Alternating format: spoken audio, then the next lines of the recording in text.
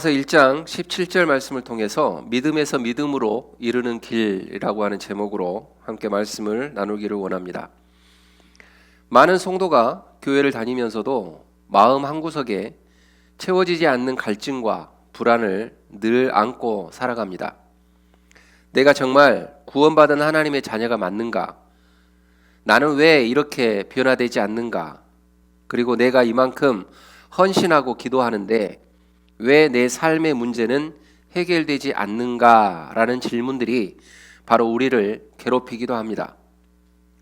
우리는 은연중에 나의 열심, 그리고 나의 도덕적 깨끗함, 그리고 나의 종교적 행위를 통해서 하나님 앞에 의롭다는 인정을 받으려고 애씁니다. 이것이 바로 우리 시대의 영적 결핍이자 바울이 로마서를 기록하면서 철저하게 지적했던 인간의 근원적인 고통인 것입니다. 우리는 자수성가형 신앙에 덫에 걸려 있습니다. 내가 노력해서 믿음의 수준을 높여야 하고, 그리고 내가 애써서 하나님의 축복을 얻어내야 한다는 강박이 우리를 짓누른다라고 하는 겁니다. 그러나 우리가 정직하게 자신을 대면해 본다면 깨닫게 되는 진실이 있습니다. 우리 안에는 스스로를 구원할 만한 선한 것이 조금도 없다라고 하는 사실입니다. 아무리 노력해도 좁혀지지 않는 거룩함과의 간극, 그리고 반복되는 죄의 습관 앞에서 우리는 늘 절망한다라고 하는 겁니다. 그렇기 때문에 하나님 말씀 가운데 오라 나는 공고한 사람이로다 이 사망의 몸에서 누가 나를 건져내랴라는 탄식은 비단 바울만의 고백이 아니라 오늘을 살아가는 우리 모두의 고백일 수밖에 없습니다. 오늘 본문은 이러한 우리에게 충격적인 선언을 던집니다. 우리가 애써서 쟁취해야 하는 그러한 의가 아니라 하늘로부터 나타난 의에 대한 그러한 말씀입니다. 내가 쌓아 올린 공로가 아니라 오직 믿음으로만 가능한 길을 오늘 하나님은 우리들에게 말씀을 통해서 제시한다라고 하는 겁니다. 왜 우리의 열심은 우리를 참된 평안으로 인도하지 못할까요? 그리고 우리는 믿는다고 하면서도 여전히 세상의 파도 앞에 무기력하게 무너질까요? 오늘 말씀을 통해 우리는 우리 삶의 근원적인 불안의 정체가 무엇인지, 그리고 하나님께서 예비하신 믿음에서 믿음으로 이르는 길이 도대체 무엇인지를 발견하고자 합니다.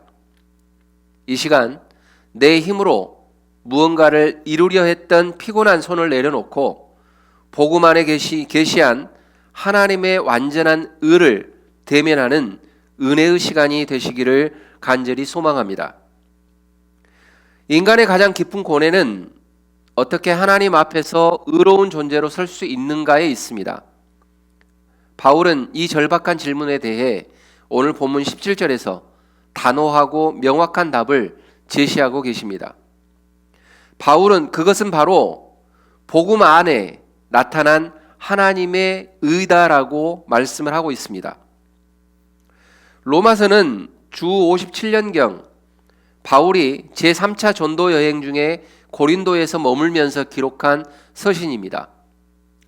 당시 로마 교회는 유대인 그리스도인들과 이방인 그리스도인들 사이에서의 갈등, 그리고 로마 제국의 거대한 세속적 가치관 속에서 신앙의 정체성을 지켜내야 하는 도전에 직면해 있었던 상황이었습니다. 특히 유대주의자들은 할례와 율법의 행위를 강조하면서 인간의 의를 세우려고 했습니다. 바울은 이러한 상황 속에서 기독교 신학의 정수이자 복음의 핵심인 이신칭의에 대한 부분들을 선포하고 있는 것입니다. 그래서 오늘 본문 17절은 로마서 전체의 주제문이자 종교개혁자 마틴 루터의 인생을 뒤바꾼 위대한 진리의 말씀입니다. 17절 말씀을 보면 복음에는 하나님의 의가 나타나서라고 시작을 합니다. 여기서 나타나서라고 하는 단어에 해당하는 헬라어는 아포칼리프테타이라고 하는 단어를 사용하고 있는데, 이 단어의 뜻은 가려져 있던 것이 완전히 공개된다라고 하는, 계시된다라고 하는 의미를 지니고 있습니다. 이것은 인간이 스스로 찾아낸 지혜가 아니라 하나님께서 주도적으로 하늘의 문을 열어 보여주신 사건이다라고 하는 것을 뜻하는 겁니다. 그리고 핵심 키워드인 하나님의 의라고 하는 단어는 또 개혁주의 신학에서 보면 상당히 중요한 그러한 부분을 다루기도 합니다. 이것은 단순히 하나님의 성품으로서의 의로움만을 뜻하는 것이 아닙니다. 종교개혁자 루터는 처음에 이 단어를 죄인을 심판하시는 하나님의 공의로 이해하며 절망하기도 했었습니다. 그렇지만 성령의 조명 아래 그가 깨달은 진리는 이 의가 하나님께서 그리스도 예수 안에서 우리에게 선물로 주시는 의라고 하는 사실이었습니다. 우리가 의로운 행위를 해서 얻은 의가 아니라 예수 그리스도의 대속적 죽음을 통해 우리에게 덧입혀진 전가된 의다라고 하는 사실입니다. 또 이어지는 구절에서 믿음으로 믿음에 이르게 한다라고 하는 말씀이 등장을 합니다. 여기서 믿음으로라고 하는 단어와 믿음에라고 하는 단어는 복음의 시작과 끝이 오직 믿음뿐이다라고 하는 걸 강조하는 그러한 말씀입니다. 다시 말씀드리면 인간의 공로나 행위가 0.1%도 끼어들 틈이 없다라고 하는 그러한 선언적인 말씀입니다. 그렇기 때문에 믿음은 구원을 얻는 근거가 아니라 하나님이 주시는 의를 받아들이는 통로이자 손이다라고 하는 사실을 우리는 기억해야 할 줄 믿습니다. 바울은 이 진리를 뒷받침하기 위해서 구약성경 하박국 2장 4절 말씀을 인용합니다. 기록된 바 오직 의인은 믿음으로 말미암아 살리라 함과 같으니라. 구약시대나 신약시대나 하나님 백성들이 사는 길은 오직 하나, 여호와 하나님을 신뢰하는 것뿐이었다라고 하는 것을 말씀하고 있습니다. 또 다른 성경에서도 이 진리를 반복하고 있는데 로마서 3장 21절에서 22절까지 말씀을 보면 이제는 율법 외에 하나님의 한 의가 나타났으니 율법과 선지자들에게 증거를 받은 것이라 라고 말씀을 합니다. 그리고 예수 그리스도를 믿음으로 말미암아 모든 믿는 자에게 미치는 하나님의 은이 차별이 없다라고 말씀을 하고 계시는 겁니다.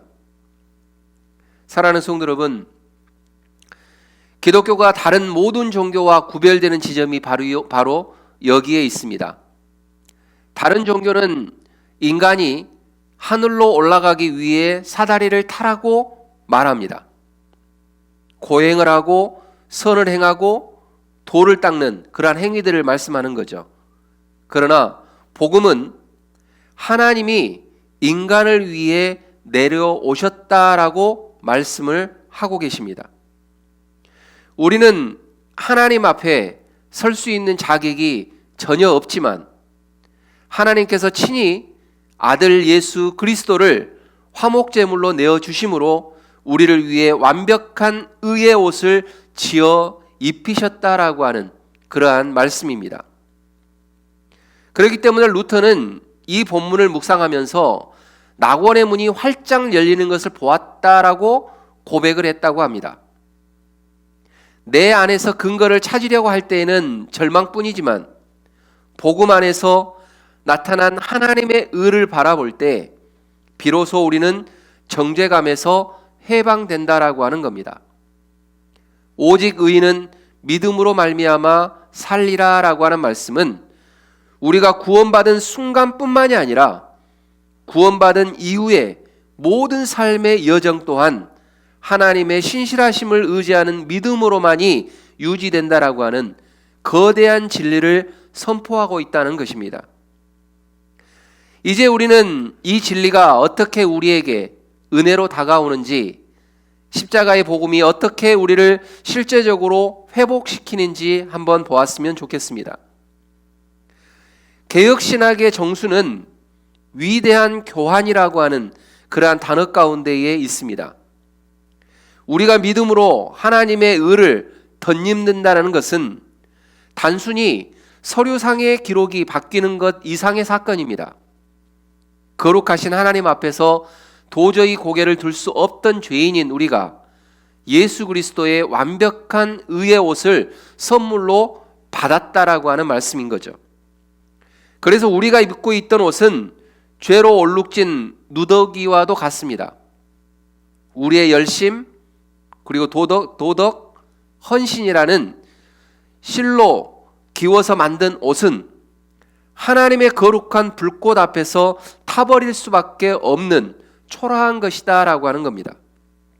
그러나 하나님께서는 우리의 그 더러운 옷을 벗기시고 당신의 아들 예수 그리스도께서 일평생 순종으로 지으신 흠없는 의의 예복을 우리에게 입혀 주셨습니다. 바로 이것이 은혜인 것입니다. 나는 값을 치른 적이 없는데 예수님이 생명을 다해 그 값을 지불하셨다라고 하는 말씀인 겁니다. 복음 안에 나타난 하나님의 은은 십자가에서 가장 선명하게 드러나고 있습니다. 공의로우신 하나님은 죄를 결코 그냥 지나치지 않으십니다. 누군가는 죄의 대가를 치러야만 했습니다.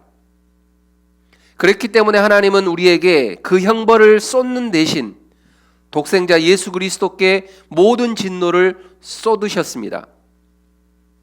십자가는 하나님의 공의가 충족되는 장소인 동시에 우리를 향한 끝없는 사랑이 확증된 장소인 것입니다. 로마서 5장 8절 말씀에 보면 우리가 아직 죄인 되었을 때에 그리스도께서 우리를 위하여 죽으심으로 하나님께서 우리에게 대한 자기의 사랑을 확증하셨느니라 라고 말씀합니다. 우리가 아직 연약할 때, 그리고 우리가 아직 하나님과 원수 되었을 때에 우리가 의의 옷을 입을 자격조차 조금도 없을 때 주님께서는 우리를 위해 죽으셨다라고 말씀을 하고 있습니다. 바로 이것이 우리가 믿음에서 믿음으로 나아갈 수 있는 유일한 동력인 것입니다. 나의 어떠함이 아닙니다. 나를 향한 그분의 변치 않는 사랑이 우리의 신앙의 기초가 되어야 될 줄 믿습니다. 사랑하는 성도 여러분, 이 은혜가 우리 삶에 가져다주는 가장 큰 선물이 무엇인지 아십니까? 그것은 바로 자유입니다. 많은 성도가 예수를 믿으면서도 여전히 내가 더 잘해야 하나님이 나를 사랑하시겠지라고 하는 영적 강박에 시달립니다. 하지만 복음은 말합니다. 하나님은 이미 예수 안에서 우리를 보시며 너는 내 사랑하는 자요 내 기뻐하는 자다라고 선언하셨다라는 말입니다. 고린도후서 5장 21절 말씀에 보면 하나님이 죄를 알지도 못하신 이를 우리를 대신하여 죄로 삼으신 것은 우리로 하여금 그 안에서 하나님의 의가 되게 하려 하심이니라 라고 말씀을 하고 계십니다. 이제 우리는 더 이상 심판을 두려워하는 종의 영을 받지 않았습니다. 이제는 하나님을 아버지라 부르는 자녀의 영을 우리는 받았습니다. 실패하고 넘어졌을 때에도, 세상에 우리를 비난하고 스스로가 자신을 정죄할 때에도 우리는 십자가 앞에 나아가야 합니다. 거기서 우리는 나를 대신해 정죄를 받으신 그리스도를 볼 수가 있는 겁니다. 주님이 이미 다 이루셨기에 우리에게는 결코 정죄함이 없다라고 하는 것을 믿으시기를 주님의 이름으로 축원드립니다. 마틴 루터는 이 진리를 깨닫기 전까지 늘 마음속에는 과연 내가 충분히 회개했는가라는 그러한 불안이 가득했다라고 합니다.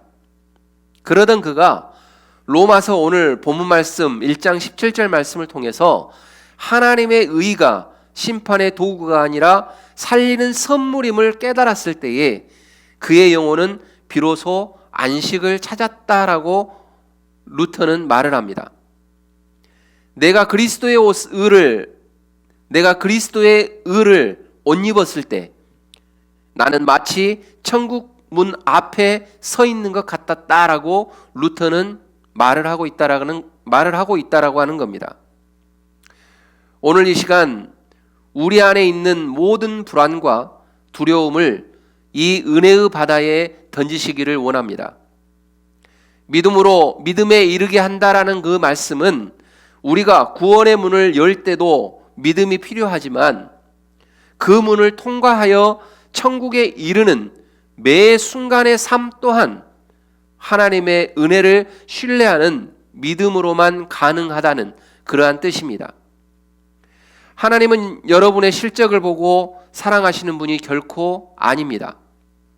예수 그리스도 안에 있는 여러분의 존재 자체를 사랑하십니다. 이 압도적인 은혜가 여러분의 상처를 치유하고 또한 메마른 심령에 생수를 부어주시기를 축원합니다. 이제 이 놀라운 은혜를 경험한 자들이 세상 속에서 어떻게 변화된 삶을 살아가야 하는지 짧게 한번 살펴보고자 합니다.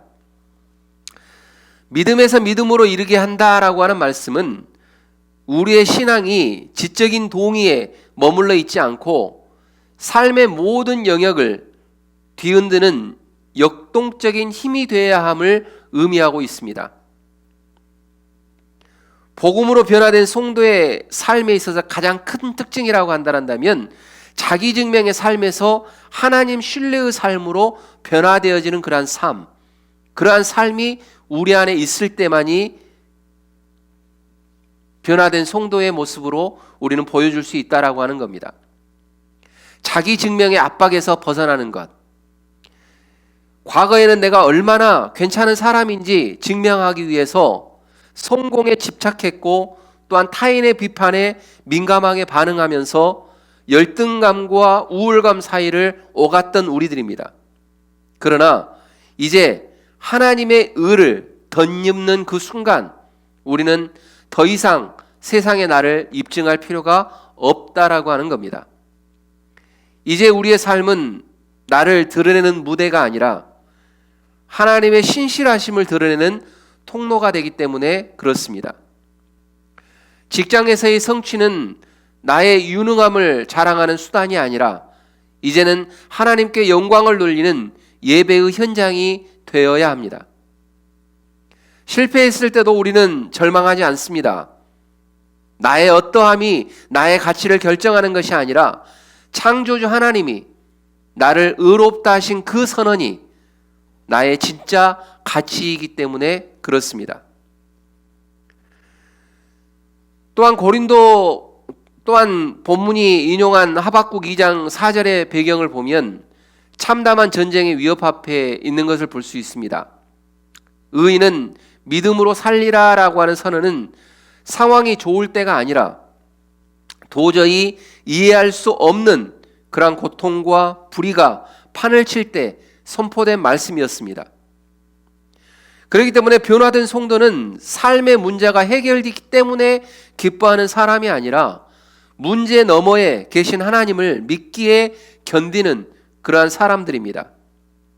경제적인 위기, 질병의 고통, 관계의 깨짐 속에서도 하나님은 여전히 신실하시다라고 하는 그 사실을 붙잡는 것, 그것이 바로 믿음에서 믿음으로 나아가는 성도의 저력인 것입니다.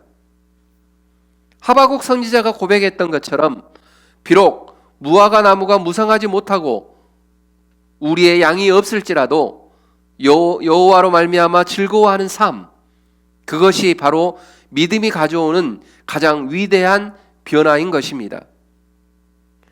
그리고 또 마지 관계 속에서 흐르는 의의 실천입니다. 믿음은 홀로 골방에서 하나님과만 나누는 추상적인 것이 아닙니다.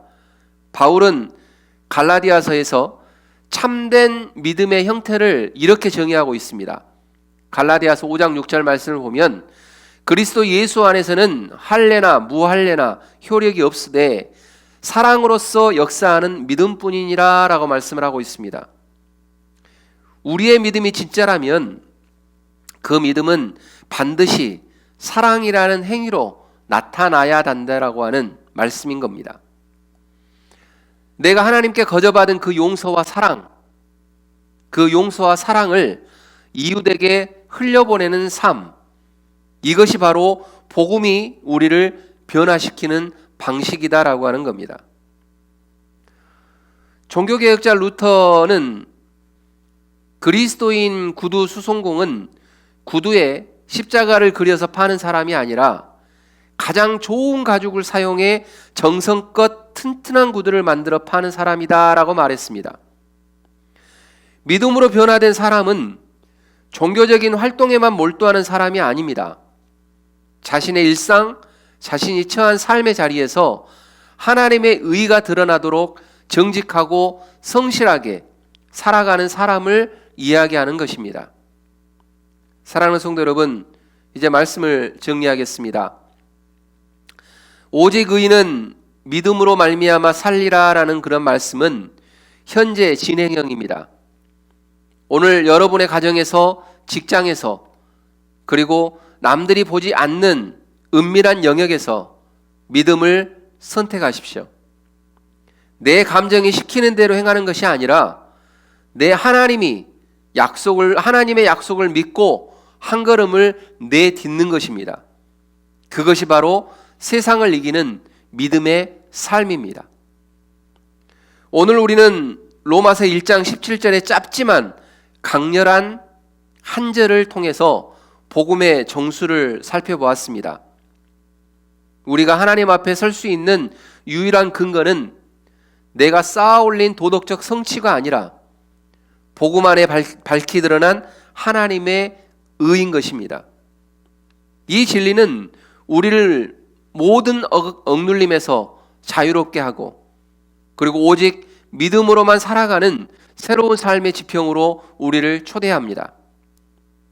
사랑하는 성도 여러분, 이제 여러분들은 하나님의 완전한 의를 덧입은 존귀한 백성들입니다. 이번 한 주간 세상의 목소리가 아닌 하나님의 약속을 믿음으로 붙잡고 승리하시기를 주님의 이름으로 축복하며 초청합니다. 기도하겠습니다.